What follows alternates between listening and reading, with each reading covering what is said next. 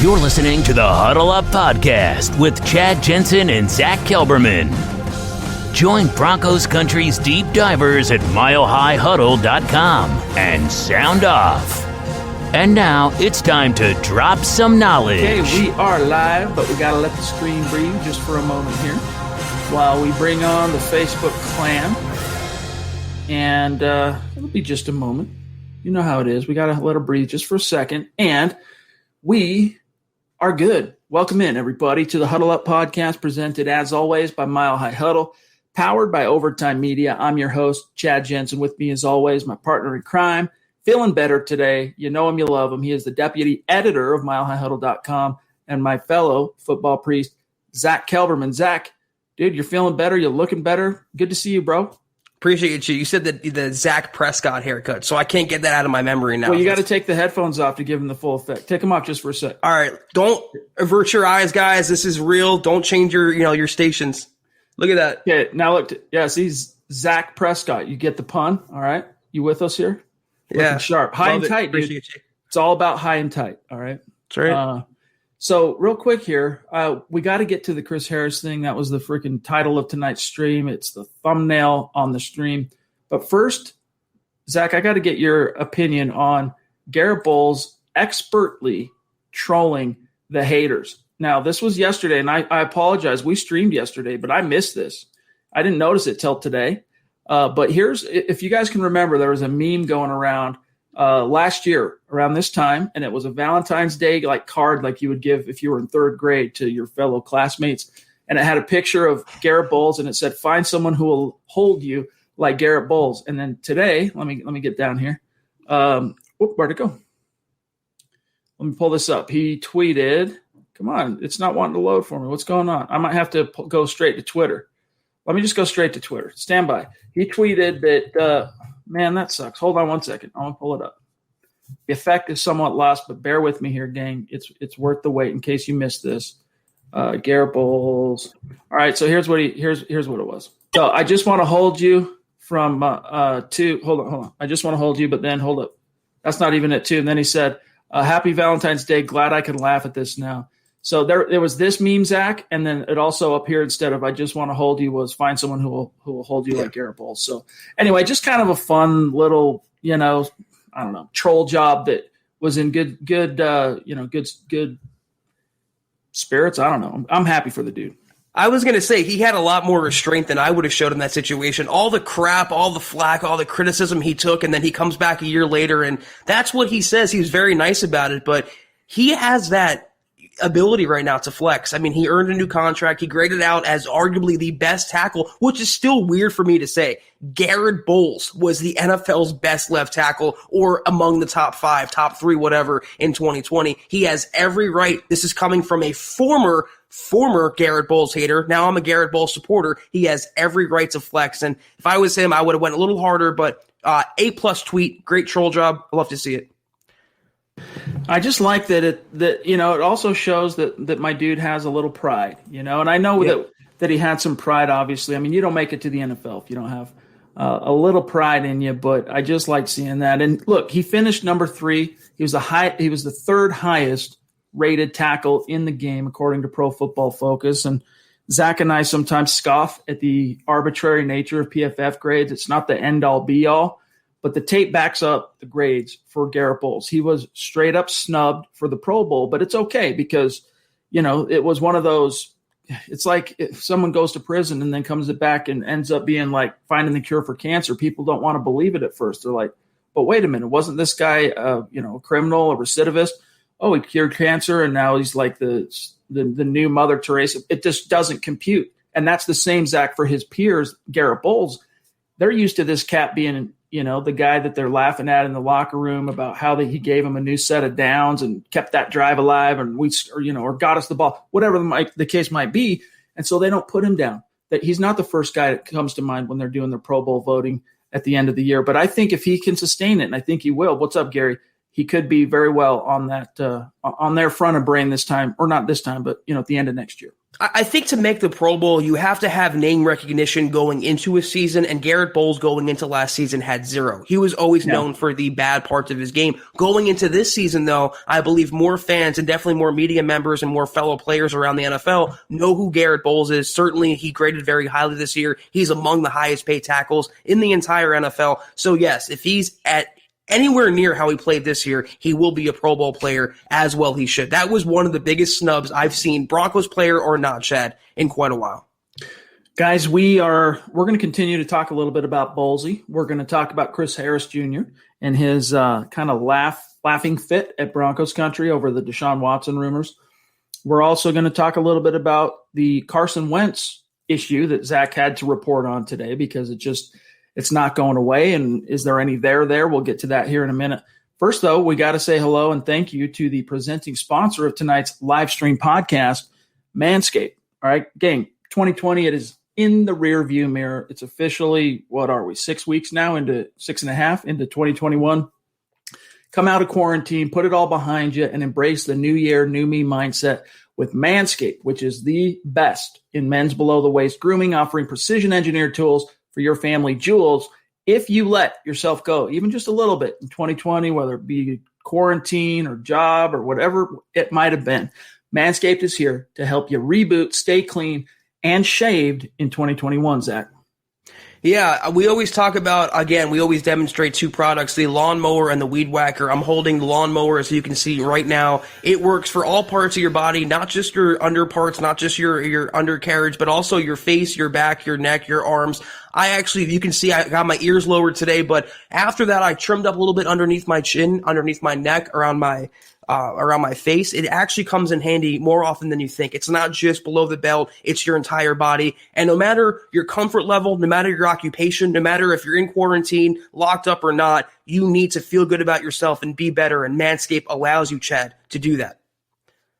Let me show you guys something. So Zach did a good job of flexing on the weed whacker and the lawnmower, but they have so many cool little products that honestly, like, I was sleeping on. My I guess male grooming game was off. Like, not to say that I wasn't on top of stuff, but like, I didn't realize the wide world of products and things that are out there to help you stay on point.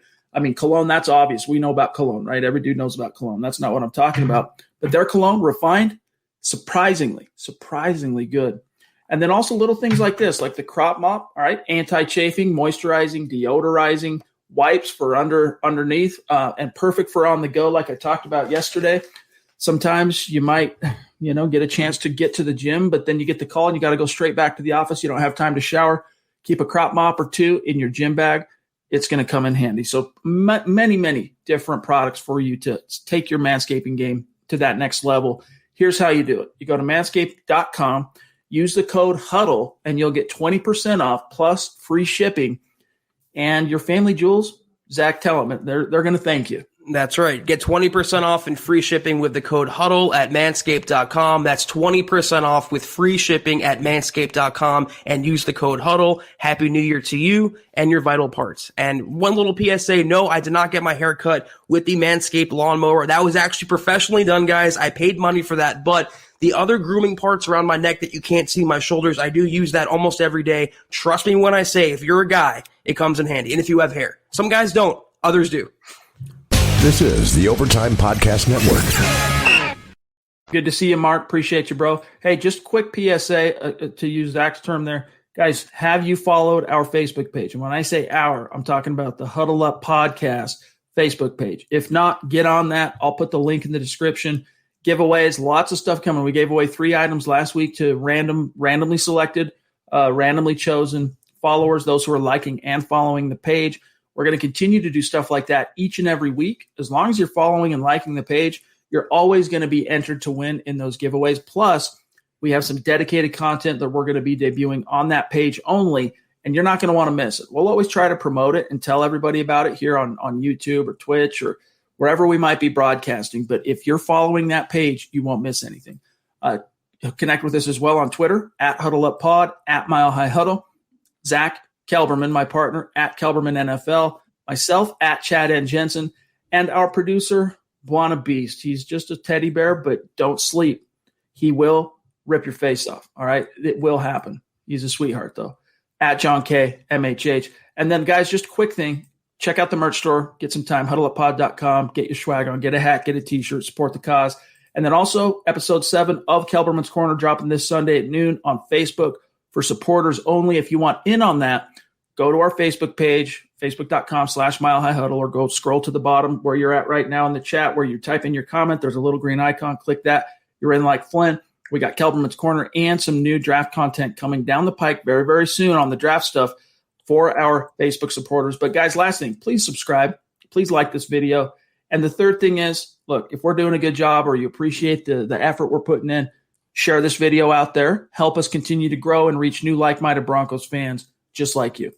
All right, John, let's grab 1 or 2 super chats, and then we'll get the Chris Harris stuff. Good to see you, Mark Langley. Appreciate you, my dog. How's the weather in Georgia? I'm curious to know. He says, what's up, my guys? I've eaten a lot of crow on Garett Bolles. Good job, big guy. You have my support. And his tweet was directed towards me. #HuddleUpPod, #MHH. That's true. It was directed at guys like Mark, like you, Zach, that were not so much naysayers, but just overall you want to talk about being a recidivist, right? For those of you who don't know what that means, it just means a repeat offender. You just can't help yourself. You're a repeat offender. That was Garett Bolles, and I understand, Zach, how so many people, including some of us in media, just lost patience over it and wanted to see. Because it was like we'd never seen anything like it before. Like, it was unprecedented. Right. Yeah, I'm the first one to admit I was a big Garett Bolles hater, and I did not think he would work out with the Broncos. I did not think he would turn it around, even with Mike Munchak's direction. But someone like Garett Bolles, his success story, at least for this past season, is an encouraging and motivating factor for other players and other players in the Broncos locker room, including one guy who Garett Bolles plays with in Drew Lock. A lot of people were counting out Garett Bolles last year. I'm not saying the situations are comparable, but you count him out, you think he's a bust, and he comes back the next year and shocks everybody. It can happen. That's all I'm saying. Yeah, Michaela jumping in about Vincent Jackson. For those of you who missed it, the longtime multi-Pro Bowl wide receiver for the Chargers, arguably aside from Antonio Gates, this was Phillip Rivers' number 1 target throughout his career, found dead at a very young age. And it's a tragedy. I don't know any of the surrounding details aside from that, Zach, but it's definitely a bummer. Yeah, I don't want to speculate. I did read the report that said no trauma, but the cause of death wasn't listed. Regardless, though, he was 39 years old. He was a 3-time Pro Bowler. He had Colorado ties, Chad. He went to high school and college in Colorado. Yep. Ultimately, though, it's such a sad story, and it seems like it's a repeating storyline this year and last year. Just people dying left and right. It's really tragic. Yeah, born in 83. All right, this cat, yeah, that's right. He did go to Northern Colorado, small school, but he was picked in the 2nd round back in 2005. So, yeah, RIP, rest in power to Vincent Jackson. Hated playing against him, though. What a beast in one-on-one situations, contested catches. The guy was just underrated, but definitely phenomenal as an NFL player. Didn't he cross paths, too, when he went to Tampa? Didn't he kind of mentor Evans? Right? It might have been his last season, yeah.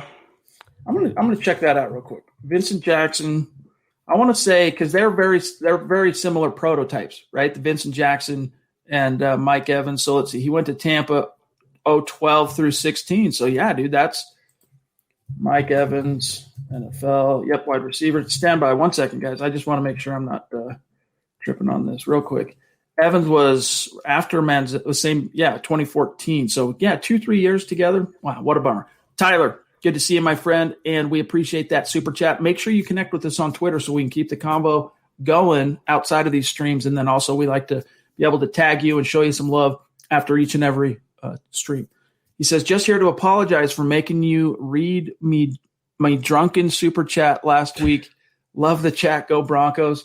What was the super chat? Yeah. I don't remember it. No offense, Tyler. Sorry to tell you. I'm trying to remember what it was. John, do you remember what it might have been? I don't know. It was during the Super Bowl. It's excused. I mean, if you were drunk. True, right? Yeah. It's all good. I mean, the worst hangover I've ever had came after a Super Bowl Sunday. So we feel you. But in my case, it was, my team, right? Broncos winning it all back in the day. All right. Let me check here. So, John, I am just really quick. I'm looking at the back end of YouTube just so you know where we're at here. And it looks like we have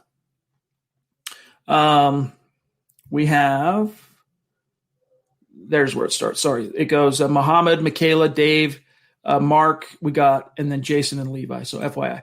So we got Fat Cat too. Let's grab him real quick. Good to see you, my friend. And by the way, it was great to connect with you on Twitter. He says, so Chris Harris Jr. is laughing at the Broncos. Maybe if his play was still somewhat elite, I'd listen to all that jibber jabber.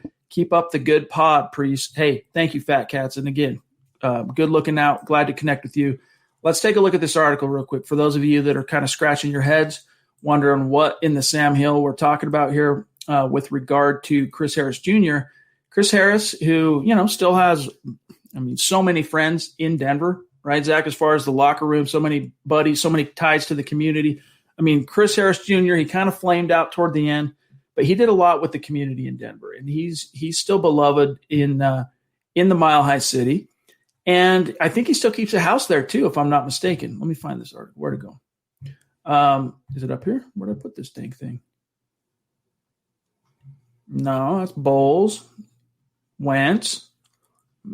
Man, there it is. All right, sorry. But anyway, he's an outspoken guy, right? He's no stranger to speaking his mind, and especially if it's at the expense of someone else, Zach. And long story short, I'll pull this up while it's loading. I don't want to keep our listeners waiting, but to paraphrase him, he just he thinks it's a joke that any Broncos fan seriously believes that Deshaun Watson is going to come to the AFC West because it's the quote-unquote jungle that you'd have to contend with Patrick Mahomes and Justin Herbert.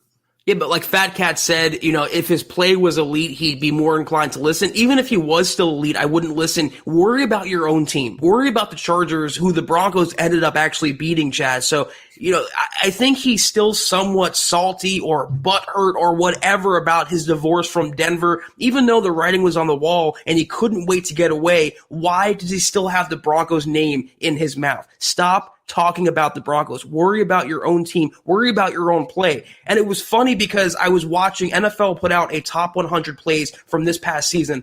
No surprise, Mahomes was, I think it was number 2 or number 3, a long, wide arcing touchdown pass right over the top of Chris Harris Jr. He was beat in coverage, and I'm saying that because he's continuing to go downhill. He is not the same player he was even 3 seasons ago, except in his own mind. He is a legend in his own mind. That's always been his thing, but his play has backed that up, or it did in the past. Now it's not anymore. He's not even on the Broncos anymore, and he's still talking about them. Worry about yourself, Chris, please. Really quick, before I forget this, Dylan, we want to get you on the show, my friend. So if that's something that you'd be interested in doing, Dylan, of course, longtime superstar. He's an MHH Mount Rushmore guy, and he's been also helping us as a mod in the chat on YouTube. So, Dylan, if that's something you'd be down for, reach out to me on a DM, and let's set it up, get you on the show. But, look, I still have a lot of love for Chris Harris. Look, this does irritate me because I feel you on the whole kind of stay in your own lane thing. This is not your concern anymore. But I still have a lot of love for Chris Harris Jr. And I think it's because, of course, what he helped the team achieve in 2015 with that Super Bowl. But his story is just so remarkable, doesn't even get an invite to the combine, similar to Philip Lindsay in that aspect in 2011. Doesn't get drafted. The Broncos sign him, and he's low on the depth chart. Dude, this guy there's Champ Bailey. I always forget that corner from Detroit that came eventually that they paid him like $5 million. Dre Bly. No, that was way before it was, it'll come to me, but Drayton Florence ended up cutting him before they even played him after they paid him a few million, I can't remember, 3-4 million, something like that. But I just loved how he not only fought and clawed his way onto the roster as a rookie, but then his second year in 2012, he emerges as one of the highest graded nickel corners in the league. By the time you get to 2013, he's really feeling it, but then he has his ACL. You lose him for the second half of the season. He's not there for the Super Bowl. Comes back strong in 2014, gets a Pro Bowl, his first Pro Bowl, and then also I want to say he was the highest graded player, if not player, he was definitely the highest graded corner at PFF. And that's right when PFF, back when any grade for PFF, like if you were in the top of the players, still to this day, it's important to him. But back then, it was coveted. I would have Broncos players. This was before teams started working with Pro Football Focus to actually get subscriptions and stuff like that, where they have all that information internally. And players would like reach out to us. They'd reach out and say, hey, what was my grade for yesterday's game against the Raiders? And you'd be like, oh, let me pull it up. Oh, PFF graded you, 69.2. And they'd be like, damn, son. They didn't like, whatever it might be. Chris Harris was number one. And then boom, 3-4 Pro Bowls, wins the Super Bowl. I love Chris Harris Jr., but I don't really want to hear from him again until he comes and accepts his place in the Broncos Ring of Fame, somewhere like 5 to 10 years from now. The guy is kind of an egomaniac, and I understand what you're saying. I mean, Chris Harris Jr. as the Broncos player was phenomenal, but Chris Harris Jr. as a man is less than phenomenal. Look what he says right there. He believes what he says are just facts. That Deshaun Watson, he's speaking for Deshaun here, and it's a fact in his mind that Watson does not want to come to the West to face Herbert and Mahomes twice a year. Better stay in the AFC South. Then he says, y'all are in fairy tale land, and let me tell you why you guys are in fairy tale land, because in my opinion, Deshaun wants to go to a team like the Eagles or the Jets. So you hate Denver that much. You have such pettiness in your heart and vindictiveness that you think the Jets or the Eagles or even the Bears are a better landing spot, that's not fairy tale land, but the Broncos are. Chris, I know you live in California now. You came from Denver, but what are you smoking? Really, what is going on with you, Chris? He's like that bitter ex. I saw it in the comment, and it's 1,000% right. Everyone's experienced that.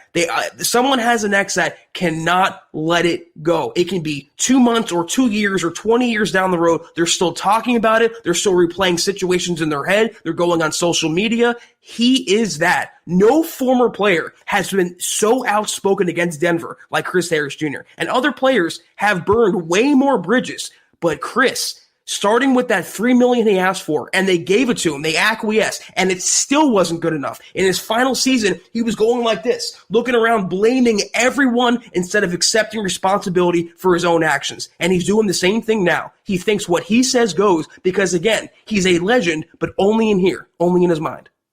This is the Overtime Podcast Network. I think, honestly, where this stems from is you're onto something here as far as it being sour grapes. And it's not just because it's a spurned ex type situation. It's because he done screwed up. In the fall of 2019, right before the trade deadline, after, as you well illustrated there, the Broncos gave him an unprecedented in-season raise of $3+ million without adding any additional years to the term. They just said, all right, Chris, you're pissed off that we signed Bryce Callahan. Here's $3 million. Do your job. And he did. All right. He shows up to work, does his thing.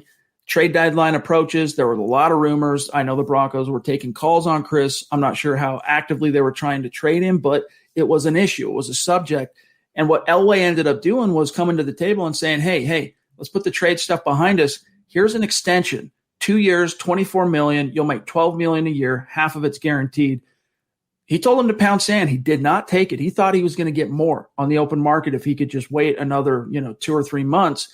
And then Zach, he screwed up because he ended up being offered in that deal not only more guaranteed money from the Broncos, but almost just over $2 million per year APY more than what he ended up having to take on a short-term 2-year deal with the Chargers. He was fortunate to get what he got. The Broncos shouldn't have given him a penny, Chad, considering the way he went about it. He was putting himself before the team and making everything about Chris Harris Jr. because that's who he really is. I lost a lot of respect for him during that contract squabble because he really showed his true colors, Chad. And when people show you who they are, you have to believe them. And that's what I've learned in that situation with CH Jr. Tyler says, thank you for the super again, my friend. He says, Chris Harris is just afraid to get torched 6 times a year, which is a fair point. I don't know, man. He's on the books this year as a Charger, but he didn't play too many games last year, man. Like, he was banged up a lot. Chris Harris, I'm going to pull him up on let me just pull up his stats real quick because he was, let me see, Chris Harris Jr. stats. It'll show me his game logs. He was banged up a lot. In fact, the first meeting, he was on the bench. He was healing up when Drew Lock stormed back and overcame that 21-point deficit. Yeah, dude, he only appeared. Look at this. Here, I'll do a quick share screen. This is Chris Harris last year in LA, year 1 in LA. This is what his game log looks like here. All right. So 2020, he ended up playing and starting 9 games, and his stats, not much to write home about. one pick that he got against the Raiders. All right, so good for him on that. But, like, look, dude, 9 games. He only finished with 25 solo tackles. Like, it was a down year, and now he's even farther over the 30-year-old cliff. Zach, it wouldn't surprise me if now his contract is for an experienced veteran, versatile corner like Chris, who can play inside, outside. I think he's worth the money that the Chargers are paying him, even at his little bit more advanced age. But it wouldn't surprise me if they needed to pinch some pennies if he ended up hitting the bricks. I think he's never going to be the same. I think he's now on the downside of his career. He only had 2 pass breakups in addition to 1 interception. He is a far cry from the 2015 version of Chris Harris Jr. And I see some comments that say he wants to come back to the Broncos. I don't believe that. I see other comments that say he's scared of facing Deshaun Watson. He doesn't want that to happen. And I kind of agree. What's that expression, Chad? The lady doth protest too much. That's exactly what Chris Harris Jr. is doing right now. He's projecting his own insecurities out into the public. That is who he is. Dropping some Shakespeare on you. That's what you get when you tune into the Huddle Up podcast. It can be Shakespeare. It can be, Lord of the Rings. It can be Star Wars. It can be anecdotes from, the gym, what have you. That's the collection of, oh, dude, Muhammad. Thank you, my friend. Good job, he says. Appreciate you. Look at him, the superstar that he is. Really appreciate you, my friend. It was great getting a chance to finally meet you last week, and we look forward to having you on again sometime in the near future. Every single pod, this cat is here. Yeah. And in KK, and he wished me, to feel better on Twitter. He sent me well wishes. So, Mo, you are a true, legitimate, and literal superstar, and we appreciate you more than you know. Thank you. John, we've got Michaela, Dave, Jason, Levi, BG, and then Tony DAW when you get a second here. But look, I'm not slamming the door. I'm a lot less harsh on my outlook on Chris probably than Zach is. But see, Zach kind of entered the picture on Chris 2016 on. So all those, the peak years of Chris Harris Jr. in Denver, the 14, 15, and 14 and 15 were really his peak years. I'd say 16 too. But nevertheless, the way it devolved, 17, 18, and 19, anytime he got burned in coverage, anytime he gave up a reception, even if it was short, he'd turn around, look behind him and go, what? Your fault. No. And I think that just rubbed you wrong, dude. Like, you just can't – that's just stuck in your craw. I take responsibility. It's the same is why Vic Fangio is souring on me, Chad. Take accountability and responsibility for your actions. I hate nothing more than people who constantly point the finger instead of turning it where it belongs, which is on themselves. Jason Christopher, thank you for that super sticker, my friend. He says, keep it up. We will most definitely do that, my friend. Yes, sir. We will. All right, so let me see here where we're at on the chat real quick. John, I could have pulled up. So I'm at 628 on Mark Langley. Anything after that, it looks like I have access there. So let me see what I can grab while you're pulling up. Here's Levi. Levi's going to be on the show, everybody. We're looking forward to it. April 7th. Now, it seems like a long ways out, right? You're like, whoa, April. That's not this month, not next month, the next month. Well, we're doing these superstar segments once a week, Wednesdays. All right. And I've got the rest of this month booked up. I've got March booked up. And then the last week of March, first week of April, I'm going to be on vacation. And so I don't want to put too much on Zach and John. We might still end up scheduling a superstar that week, but he's going to be the first superstar segment after I get back from vacay. So Levi, we're looking forward to seeing you then, my friend. And it's going to be great. But he says, love MHH. Everyone hit that like button and check out Kelberman's Corner. Appreciate that, Levi. And Zach, this is a guy that not only supporting us on Super Chat, but as he mentions, he's a supporter on Facebook. And then when he's on Facebook supporting Kelberman's Corner, the VIP content, he's also throwing out stars. This is just a dude that, he's ride or die. And then when he's super chatting, Chad, he even has the Huddle Up shirt on, designed by Zachary Smouse, Let Him Hate shirt. So Levi embodies what it means to be a super chat Mount Rushmore superstar. And Levi, I see you there for every KK. I see your support for the pod. You are up there as well. Thank you so much for everything. I'm going to, real quick, John. Whoops, my bad. So Levi, Michaela, Dave Darlington, Cali Dave, if you can find him. He's no longer in Cali, but I still call him Cali Dave. Okay, awesome. Here's Michaela. Good to see you back in the chat lately, by the way, Michaela. It's been, we got to know you quite well last year leading up to the season, and we're just glad to have you back. She says, just wanted to show my support. Thanks for all you guys do. Denver Broncos for life. Thank you, Michaela. Mile high salute. Appreciate you, Michaela. And if you ever want to come on the show, let us know. We'd be happy to schedule you on a superstar segment. And again, here's the quick disclaimer, guys. If we offer that to you, if we make the invite and you don't want to do it, it's no skin off our teeth. We're not going to feel insulted or anything. Not everyone wants to, be in front of thousands of people with the light on and talk. And that's not something that, it sounds like a good time for everybody. But Michaela, if you'd like to do that, reach out. We'd love to get a chance to talk with you and show you some love on a live stream here. This is the Overtime Podcast Network. But there's Cali Dave. Good to see you, bro. Hope you are enjoying your new retirement now on the East Coast. Goes from one coast to the other. He says, been a while, just sending some support. We do appreciate that, Dave. Thank you, my friend. Hope all is well for you and your family. Thank you, Dave. All right. Let me see real quick. Okay, we're good for a second here. John, let me hey, there's our friend Don. Salutations. There's Big Ern, as I like to call him, rocking the football priest hat. I'm going to find one on Facebook really quick. I want to find, and John, if you have one, Albert, thank you for the stars, my friend. Here's one real quick.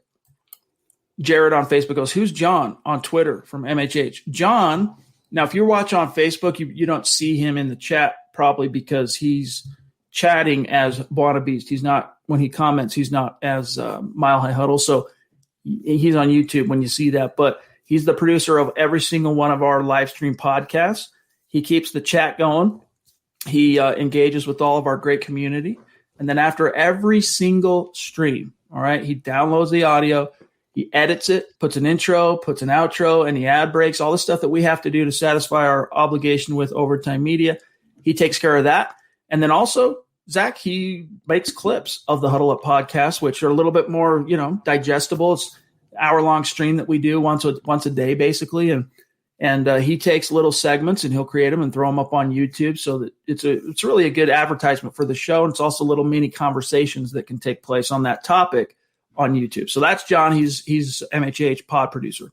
When we say the real MVP, we mean John K. And follow him again at John K MHH. That's JON, not JOHN. John K MHH. He's a great follow, great friend, and great Broncos fan. BG in the house. Good to see you, my friend. This is another Mount Rushmore cap. And BG, if you want to come on the show, let us know. Reach out. I know you don't do Twitter, so if you want to shoot us an email, milehighhuddle@gmail.com, we can look to make the arrangements on that. But he says, speaking of Garett Bolles, we need to get Mark Schlereth to apologize publicly to him because he bashed him so bad. Remember the not worth a squirt of urine comment that Schlereth made? It was the R-rated term, though. That's what made it better. Right.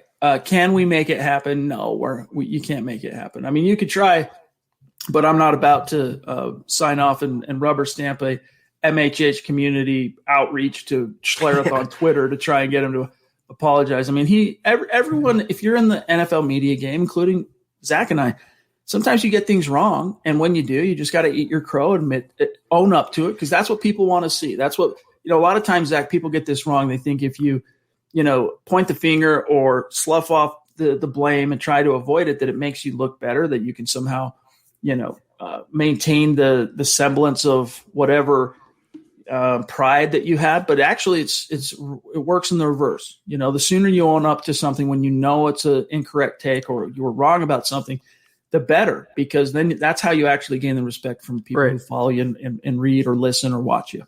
It's exactly what I was talking about with Chris Harris Jr., though. If he would have accepted responsibility and said, listen, I blew that coverage, I would have respected him more, but he didn't. And listen, crow tastes disgusting. I ate crow yesterday on Kelberman's Corner.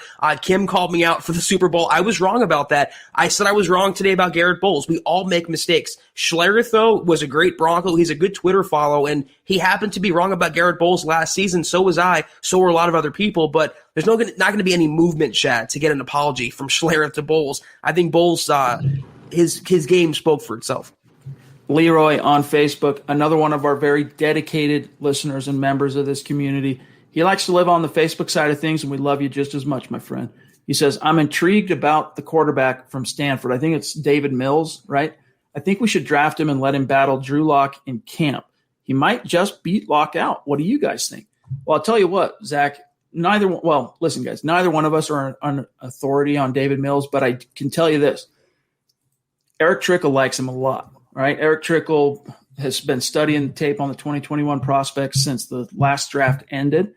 And he's of the opinion, I'll paraphrase Eric here, and he's our senior draft analyst at MHH for a reason, but he's of the opinion that if Mills would have had more than just a handful of games of tape, that he would have been viewed as QB4 in this class.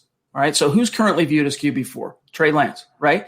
He thinks he would have jumped up and over, in other words, Trey Lance in terms of the pecking order. So it would go Trevor Lawrence, Zach Wilson, Justin Fields, David Mills, Trey Lance, and then probably Mac Jones. But he's interesting, but he's still not a lot known about him, very much flash in the pan at Stanford. As a developmental mid-round guy, I would definitely consider the Broncos lucky if you could land him somewhere in there, but you don't want to reach on a guy like that.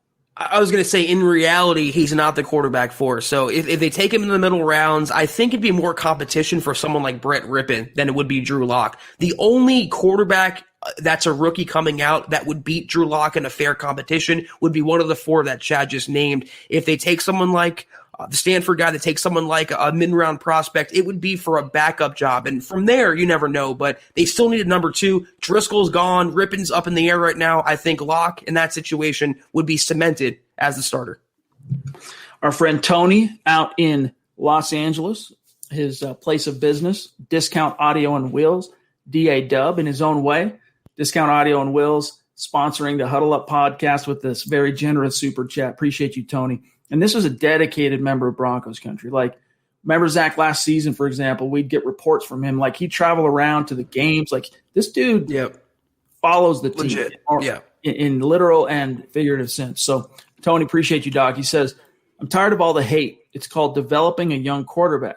We asked for a young gunslinger. Now we cry about it. I get going for Watson, but probably not happening. So draft and develop and bring in competition at all positions. Well said, Tony. It's exactly what I've been saying as well a few weeks ago, if not a few months ago. It's the Broncos fans, Broncos country wanted a young quarterback, yet they weren't ready to sign up for the processes of developing a young quarterback, the ups and the downs, and there are a lot more downs initially than ups. The Mahomeses and the Herberts of the world are rare. Most cases, a rookie quarterback goes as lock wet, or a young quarterback. They look good in certain times, they look terrible in certain times, and there's an in-between at certain times. This is what Broncos fans wanted, and they finally got it, but because we talked about it yesterday, because it wasn't instant results, instant gratification, they're ready to throw the whole thing out and trade the farm and everything on it for Deshaun Watson. It's just a little knee-jerk and rooted in fantasy and not reality.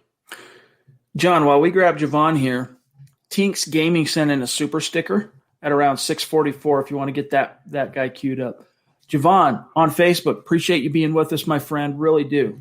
He says, what's up, gents? Do you guys have hope for Justin Sternad? Hashtag Arizona, hashtag state of being. Love it, dude. See, Broncos country, it is not a geographic location. It's a state of being. It's wherever you are. Listen, today, just the questions we've taken and the supers we've taken today, Zach, I mean, we got people checking in from the East Coast, different parts of the East Coast. We got Callie Dave out there. We got Mark. We got people in all different parts of this country and world that listen to this podcast and are fans of the Denver Broncos. That's where that hashtag came from. And it came completely, it was organic as it gets, but it's true. So, Javon, Justin Sternad, I definitely have hope. My concern for Sternad, if you guys aren't sure who he is, some of you, he was Denver's 5th-round pick last year, the linebacker from Wake Forest, drafted with some injury concerns, and it ended up blowing up on the Broncos. But had he not had the injury concerns, I want to say it was a bicep going into the drafts, coming off of his final year at Wake Forest, then he gets drafted. If he didn't have the injury concerns, I want to say Eric and Nick, I think that he was viewed as a early to late day, just a day 2 caliber linebacker. So that's round 2, round 3 caliber linebacker. And the injuries, though, that's the concern, Zach, because he comes in, he looks good. Few days, 2-3 days only into camp, he suffers that wrist injury. I can't remember the exact specifics, but it was a wrist, and missed the entire season. So he was drafted to be that coverage linebacker for the Broncos, that athletic sideline-to-sideline guy that they've been missing. What's your answer for Javon here? I mean, it's you laid it out perfectly that he had injury concerns and then he comes into the NFL and he gets injured. So, I mean, that's the book on him. If he can stay healthy, he can be a contributor. I don't see long-term starter in Justin Sternot. I might be wrong on that as well, but based on his college tape, based on the red flags about him, it would not preclude just having him healthy this year. It wouldn't preclude me, nor should it preclude George Payton from addressing inside linebacker, whether that's signing Levante David, drafting Micah Parsons, drafting JOK. You have to still make moves there because you can't rely on a second-year guy who played 0 snaps as a rookie. Tinks Gaming. This is the second day in a row that Tinks Gaming has offered up some super chat love. And this one, of course, is a super sticker. What's up to you as well, my friend? Really appreciate you. And if you're on Twitter, make sure you connect with Zach and I or John so that we can shout you out after this show. But we appreciate you, my friend. Thank you. Mike Evans. Everyone knows Mike, a superstar's superstar. All right, this cat. We've had him on the show 3 different times. He's a stud. I honestly go to Mike for some of his opinions. Like, I want to know, like, one of certain Broncos issues, like, weighing on me. I'm like, I'm going to see what Mike thinks, because this dude knows the game. He knows the team. He knows the game. Insights are top-notch. And, of course, he always brings Zach the good question. That gets reflected in the questions he asks. So much love to you, Mike. We'll be talking here very soon. He says, is Drew's ceiling to play at a Derek Carr level? Not sure it's fair to have Mahomes' performance expectations. Yeah, I know. When he was coming out, because of the platform, and again, love you, Mike, appreciate you, dog. When he was coming out, Drew, because of the different platform angles and stuff that he could do, like, throwing off platform and the different, as part of his repertoire, if you will, there were some kind of overzealous fans that would compare him to Mahomes, but he's never been that dynamic of a complete package. Can he be? Who knows? I'm definitely not seeing that in him. Obviously, I mean, Mahomes is a rare once in half a century caliber, or I'll say once in a quarter century caliber guy. What's up, Justo?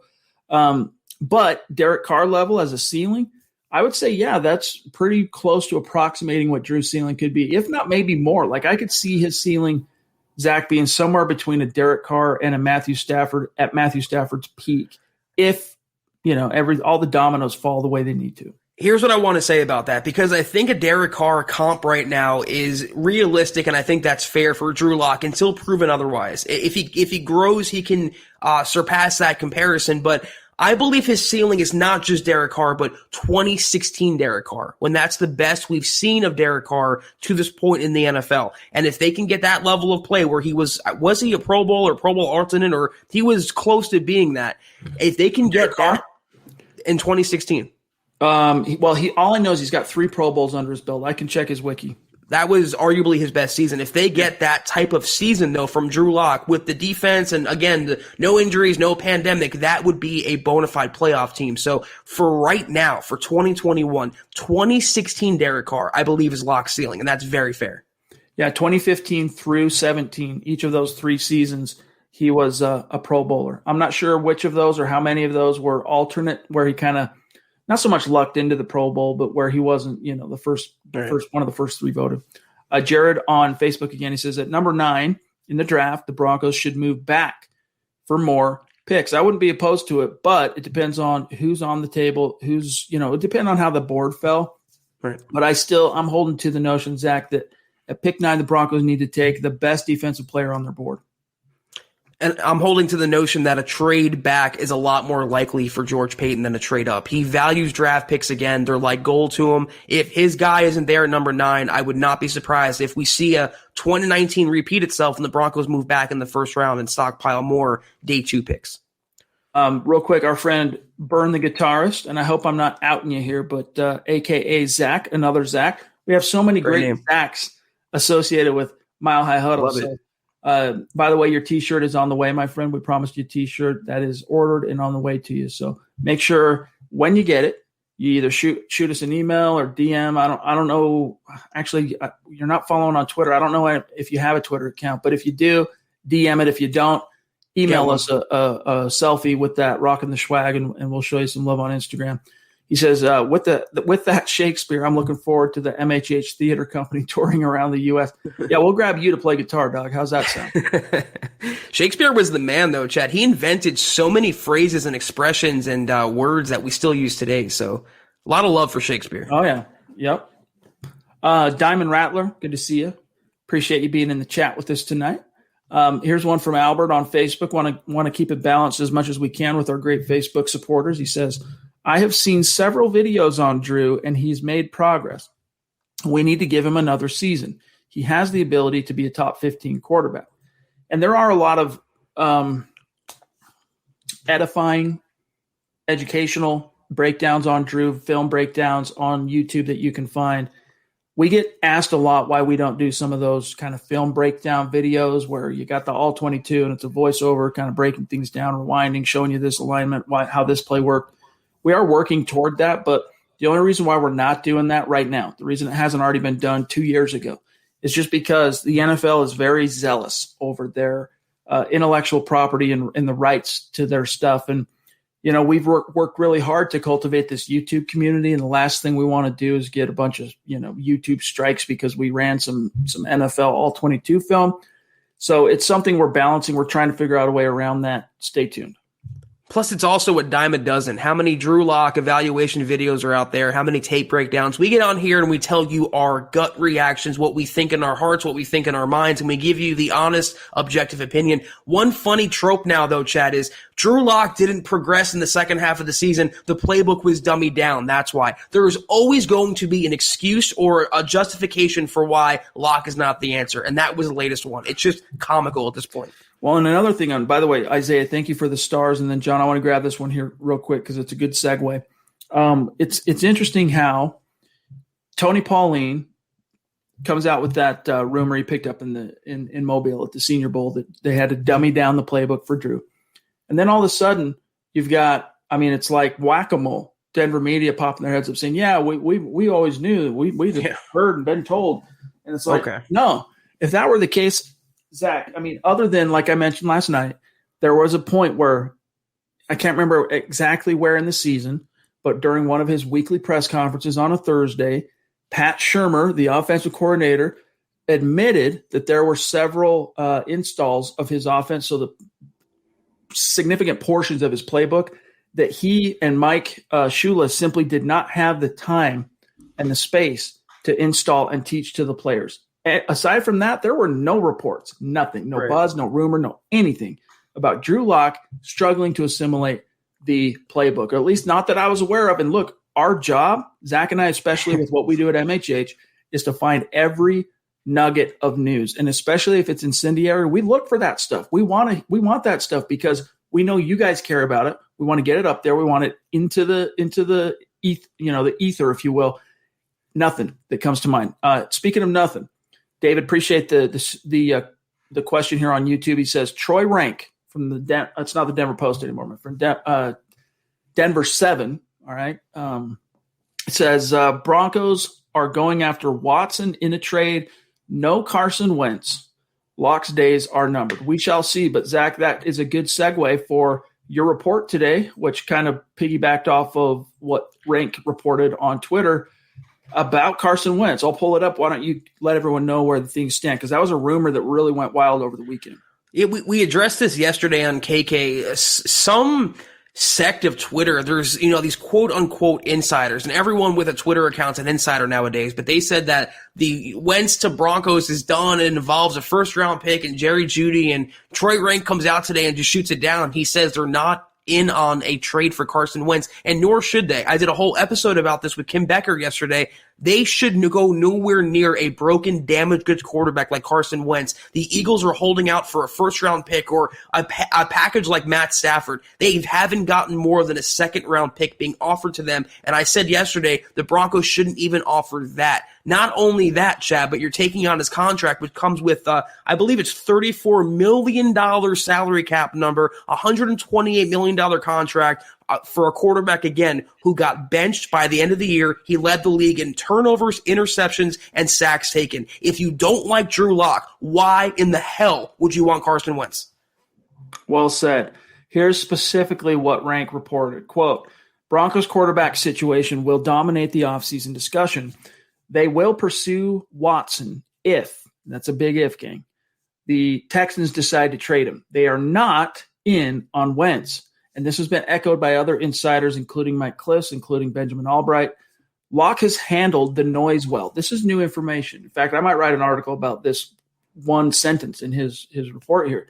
Locke has handled the noise well, working out, focused on having a great offseason. He understands he has to get better to keep/win the job. And then, Zach, I like this. This is a nice touch from Andrew Brandt at Sports Illustrated. If there was a true robust market for Carson Wentz, we would be hearing it from the Schefters and others. All we hear is tepid interest from the Bears and Colts. In my experience, trade offers usually don't get better. And that, what he said there, also applies to what Tony Pauline reported from the Senior Bowl. If that was actually true about Drew Lock and dumbing down the playbook, the Rappaports or the Schefters or even the Clisses of the world would have had that. It wouldn't have come out buried in February from a guy who does not even cover the Broncos primarily. So a lot of truth to both those situations. Real quick, it is we've crossed the 50-minute mark, so we got a lot of superstars that have been very patient, so let's try and rapid fire and get to everybody here. Edward Keating, we have scheduled on I can't remember. I don't have time to pull up the calendar, but you're on the calendar. You're on the schedule. We're going to have you on the show here in the very near future. We look forward to seeing you, my friend. Bonafide superstar, been with us a long time. And he says, what's up, guys? # Denver Broncos for life. We'll see you soon, my friend. And then Rogue Theory in the house.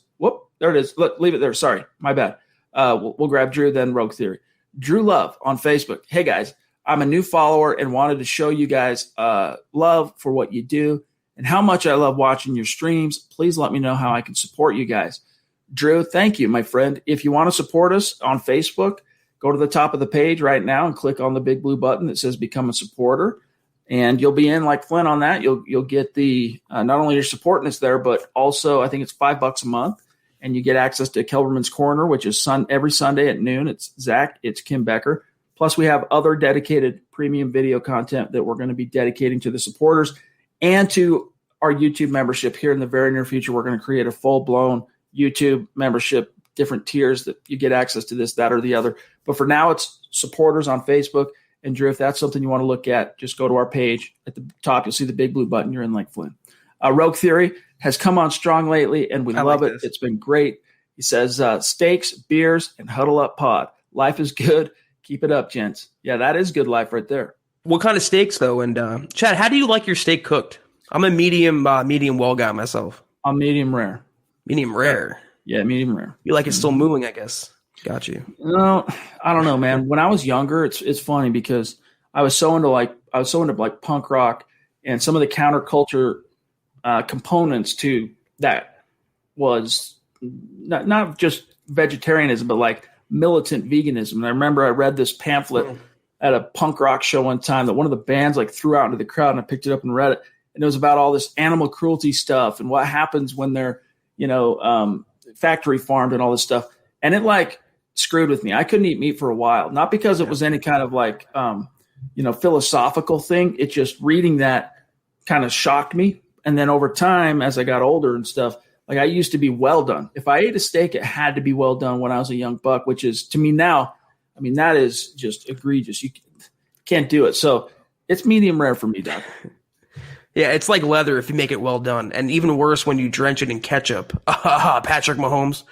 Yep. All right, we got one from BG, Kevin Smith, and then we're going to grab Duke. But in between, John, I'm going to grab Kev on Twitch. BG, good to see you, my friend, again. Thank you. Second super chat of the night. He says, you guys driving me bananas with jumping around with the chats. Wowzers. Sorry, bro. You know how we do it here. We gotta get to everybody. Savage Boy Kev, appreciate you on Twitch. He says, what if the Broncos get Watson and don't make the playoffs? I'm going to read it here. What are the fans going to say? Everyone is going to blame the coaches. But Locke gets all the blame because of Shermer's BS play calling. I don't get it. Going to the playoffs is one thing. Going to the Super Bowl and winning is another. # let them hate, Zach. Love it. Yeah, and just I just keep seeing these comments. We have some troll on this side that's saying these things. I'm a little distracted, but yeah, just if the people are counting out Drew Lock and you're supporting Drew Lock, let them say what they want now. In all probability, the Broncos will be running it back with Lock for 2021 with a veteran understudy or veteran mentor. If he balls out, we, meaning the Drew Lock supporters, the guys who've stood by him, will have all the ammunition. I'm keep saying that, Chad. I haven't hid my t-shirt. I haven't gotten rid of it. I'm going to keep wearing it. Let them hate, because I believe still that Lock will rise up and show what he's truly made of. Kevin Smith, a longtime listener of the show. In fact, I want to say Kevin is the first listener I can remember sending out a free hat for the support.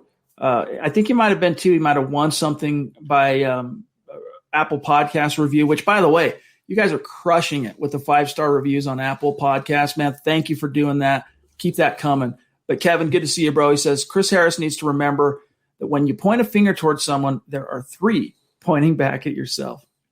True. Vic Fangio should take a lesson in that. Duke Boynton, another one of our superstars. Really love Duke Boynton. Appreciate you being with us tonight, my friend, and the support. He says, I was once an iffy Drew Lock fan, but Zachary Smouse has both my feet jumping in the Drew Lock pool. All right, Zachary's Web Design. That's the ZWD. I truly believe Lock will ball out this year. If Lock can hone his dancing skills into play on the field, Denver will be golden. Yeah, I mean, I wish I was there with you and truly believing Lock will ball out this year. I just think that it's in the Broncos' best interest at this stage, Zach, with the amount of investment they put into Drew, not just the draft pick, but like the actual time and development that's gone into him and the reps. And I mean, they bled for those reps. They went 5-11, went through that. Now you got to see it through. And seeing it through, to me, defining what that means, seeing it through is you give him one last year. All right. And if it doesn't work out, you also hedged by going out and signing an Andy Dalton or someone like that, and then you start over next year. That's how I feel about Drew. And one of the reasons for that is I do think he's flashed enough, Zach, to give us the true, not just hope, but like a true expectation that if he can put it all together, he can be that caliber of a quarterback, that franchise caliber dude, but he's got to put it all together. Seeing it through does not entail giving up the farm in a never-seen-before trade for Deshaun Watson and getting rid of Drew Lock after a season in which he lost his best receiver, he had offensive line combinations, injuries, the pandemic. And again, I will say, it's not an excuse, it's a fact, to quote Chris Harris Jr., Pat Shurmur as his coordinator and shoddy play calling. Seeing it through is giving him one more year. And again, like Chad said, you have that fail-safe. You will have a Fitzpatrick on the roster and Andy Dalton on the roster. Someone that, if Lock does bomb, if he flames out, you can still stay in contention. You can still win this year and be competitive. But the fans of Lock, the supporters, just want him to get one fair chance, one fair shake at this. If he doesn't work out, we'll be the first ones to say he was a bust. But at least let him sink or swim on his own and not cutting bait too early and wondering forever what could have been. All right, real quick, we got Tom here, John, and then it did a big jump on me going, well, and it skipped over Gary, BG again, and Michaela again, and then I've got I Am Supreme, and then we should be on schedule there. Tom, good to see you, my friend. Appreciate you as always. By the way, when are you going to get a Twitter account? We want to be able to keep the conversation going with you. So create a Twitter account, follow us, we'll follow you back, and we'd like to be able to tag you after the show. He says, it's been a while, just saying hello. Hey, man, we appreciate that support. It does mean a lot to us, my friend, and it all adds up. Here's one from Gary Fryer, not a name that I recognize on Super Chat. Welcome, Gary. Yeah, welcome. Thank you, Gary. He says, just sending my love from a longtime Broncos fan in Bremerton, Washington, home of MXPX, the skate punk, pop punk band. Good to see you. We played with that band one time. My old band did back in the day with MXPX, and they made famous Bremerton, Washington. Best podcast and a must listen for all Broncos fans. Hashtag state of being. Very Love it, cool. dude. Thank you, Gary. Connect on Twitter, my dog. BG again. Appreciate you, bro. If Justin Fields, the Ohio State quarterback, falls below pick 6 in the draft, do we move up for him? And do you guys like Fields? Zach, I think you have a more favorable view on Fields than me. So you start with this, and then I'll chime in. I think he obviously has talent. He's a dual threat quarterback, and I think in this day and age, pocket passers are going to be a thing of the past. They're going to be like Circuit City, Chad. Totally just a forgotten relic of times that have passed us by. He has talent for sure. He comes from a college and a university where they don't really spawn productive NFL passers, but I don't hate him. I don't think he's a Paxton Lynch type prospect. I don't think the bust factor is too high. I just don't think he's better than Zach Wilson. I don't think he's the best quarterback in this draft class, nor do I think the Broncos will move up for him. We got a question yesterday that if he fell to 9, would the Broncos consider him? In that situation, yes. You're getting probably a top 5 pick at that value. You have to at least consider it. But will George Payton trade up for a quarterback or trade up for anyone in this class in the first round? I'm not so sure. By the way, I just saw this. Fresh off the press is a 5-star rating on Apple Podcasts from where is it? From I Am Bulldog with using the Let 'Em Hate hashtag. Love that, my friend. Appreciate you. Whoever you are, appreciate you. Michaela, again, thank you, my friend. She says, once the craziness is done, we should have an MHH barbecue. We're definitely going to do some meet and greet type events where we can all kick it, hang out. We'll do some live streams. We'll have people on the show. It'll be fun. Once this gum pandemic goes away, that's going to happen. Trust, keep the faith. I Am Supreme. Good to see you, my friend. By the way, you should create a Twitter account so we can tag you after these shows and keep the conversation going. He says, top 15 quarterback ain't beating Mahomes. Go all in. So in other words, like, who was it that said he can be a top 15? I think it was Albert. Well, he's saying, yeah, that's good, but it ain't beating Mahomes. Go all in. And for what it's worth, there is a little bit of truth to what he's saying here, because what did it take for Mahomes to fall? It took literally the greatest quarterback of all time to beat him in the Super Bowl. But who beat Mahomes during the regular season? And that was a top 15 quarterback in Derek Carr. Not saying you need it, you need Deshaun Watson, but it can be done if you play him the right way. You can be a playoff team and be competitive with Drew Lock if he was a top 15 quarterback. That's all I'm saying. EG, again, appreciate you, dog. And by the way, hit us up if you want to come on the show. He says, totally disagree with the top 15 quarterback beating Mahomes. He has not played well away versus our defense this year, as beat up as it was. He has not played well versus our defense, even this year, as beat up as it was. He didn't play great by any means. Agreed. Yeah, I mean, it's really weird because on one hand, Fangio's defense has flustered Mahomes. Like statistically, he hasn't balled out. But oddly, I don't know if it's just the offense or what, I'd have to go back and watch each game again to kind of remind myself of the, situation and the complexion of each of those games. But Vance Joseph was closer to the Chiefs in terms of final score, win-loss in his 3 shots against Mahomes, right? He played him 4 times. He was the head coach for 2 full seasons. But 3 of those starts were against Mahomes. And in all 3, the Broncos fell by 1 score. Meanwhile, Zach, in all 4 matchups of Fangio's Broncos, it's been multi-score blowouts, but it's not your typical Mahomes performance. They do find a way to kind of bottle him up. So I guess maybe you could say that Fangio still needs to step it up, and I would say that. But if anything, it's just more on the offense that needs to give him some help. The best defense is that offense. Exactly. Yeah, they got blown out, the Broncos, the second game. It was like 41-13, whatever that final score was.